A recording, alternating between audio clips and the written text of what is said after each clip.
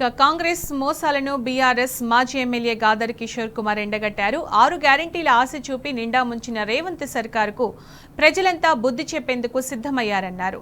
నల్గొండ రైతు మహాధర్నా వేదికగా ప్రభుత్వం తీరును ఎండగట్టేందుకు రైతులు భారీగా తరలి వస్తున్నారని చెప్పారు. మరింత సమాచారాన్ని మా ప్రతినిధి రాము అందిస్తారు.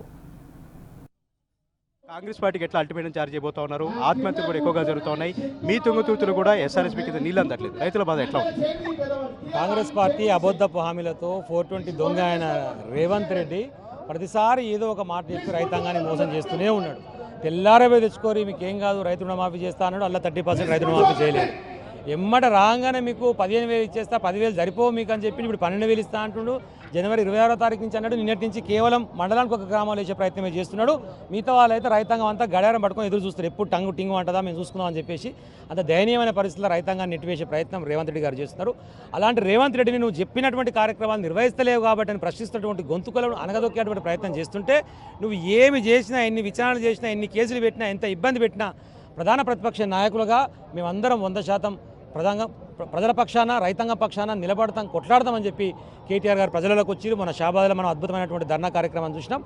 అదే క్రమంలో నల్గొండలో కూడా ధర్నా కార్యక్రమాన్ని నిర్వహిస్తాం రైతాంగం పక్షాన అని చెప్పేసి అంటే 2 సార్లు అనుమతి ఇవ్వకుండా ప్రభుత్వ పెద్దల ఒత్తిడితోని పోలీసు యంత్రాంగం ఇబ్బంది పెట్టినా మనం కోర్టుకు పోయి పర్మిషన్ తెచ్చుకొని రోజు కోర్టు పరిమితికి లోబడి ఈరోజు ధర్నా కార్యక్రమాన్ని నిర్వహిస్తూ ఉన్నాం. కనీసం ఇప్పటికైనా సరే సిగ్గు తెచ్చుకొని రేవంత్ రెడ్డి రైతాంగానికి ఇచ్చినటువంటి మాటను నిలుపుకునేటువంటి ప్రయత్నం చేయాలని చెప్పేసి మేము హృదయపూర్వకంగా విజ్ఞప్తి చేస్తూ ఉన్నాం.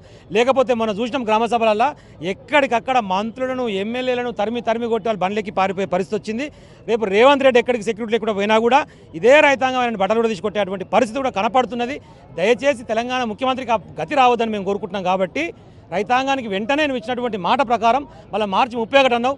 మార్చి 31 లోపల అందరికీ పైసలు ఇచ్చే ప్రయత్నం చేయి. లేకపోతే ఏప్రిల్ 1వ తారీఖు రాగానే నేను మార్చి 31 అని చెప్పినా ఇవాళ ఏప్రిల్ ఫూల్ అని చెప్పేసి మళ్ళీ రైతాంగాన్ని మోసం చేసేటువంటి చర్యలు చేపట్టొద్దు మిస్టర్ రేవంత్ రెడ్డి అని చెప్పేసి మేము హెచ్చరిస్తా ఉన్నాం. తుమ్మల నాశలో చెప్తున్నారు సార్, కోమటిరెడ్డి కూడా చెప్తా ఉన్నారు. ఏ రకంగా వస్తారు, కేటీఆర్ గారికి వచ్చే అర్హత లేదని చెప్తా ఉన్నారు సార్. నిజంగా బీఆర్ఎస్ పార్టీకి అర్హత లేదా రైతుల తరపున పోరాటం చేయడానికి?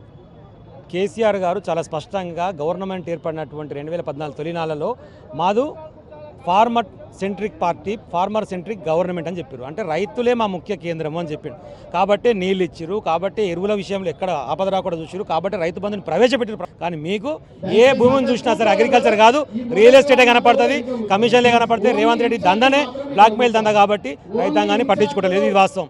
తుమ్మల నాశనం మాట్లాడినట్టు తుమ్మల నాశనం మాట్లాడుకుంటే ఏమన్నాడండి, రైతులు బిచ్చగాలనే పైసలు అడుగుతారని మాట్లాడారు. రైతులను బిచ్చగాలని మాట్లాడిన తుమ్మల నాశనం కొడతారా ఈరోజు రైతాంగం మనల్ని అంటారా అనేటువంటిది ప్రజలు చూసుకుంటారు కదా.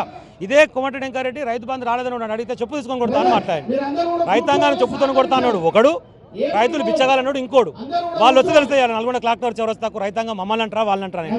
కాబట్టి ఒళ్ళు దగ్గర పెట్టుకొని మాట్లాడాలి. ఏ మంత్రి మాట్లాడినా ఇష్టం వచ్చినట్టు మాట్లాడితే ప్రజాక్షేత్రంలో తగిన బుద్ధి చెప్తారని చెప్తా ఉన్నాను. కోర్టు అనుమతికి లోబడి ఎన్జీ కాలేజ్ నుంచి ఇక్కడ వరకు వాళ్ళని ర్యాలీగా తీసుకొని వచ్చి తర్వాత కేటీఆర్ గారు, జగదీష్ రెడ్డి గారి ఆధ్వర్యంలో జరుగుతున్నటువంటి కార్యక్రమం, మా భూపాల్ రెడ్డి గారి కార్యక్రమం అంతా చేస్తూ ఉన్నారు. వీళ్ళ ఆధ్వర్యంలో జరుగుతున్నటువంటి కార్యక్రమంలో ముఖ్య అతిథిగా పాల్గొని రైతాంగం పక్షాన ప్రభుత్వం మీద ఒత్తిడి తేవడానికి సంబంధించినటువంటి దిశానిర్దేశం తీసుకొస్తారు.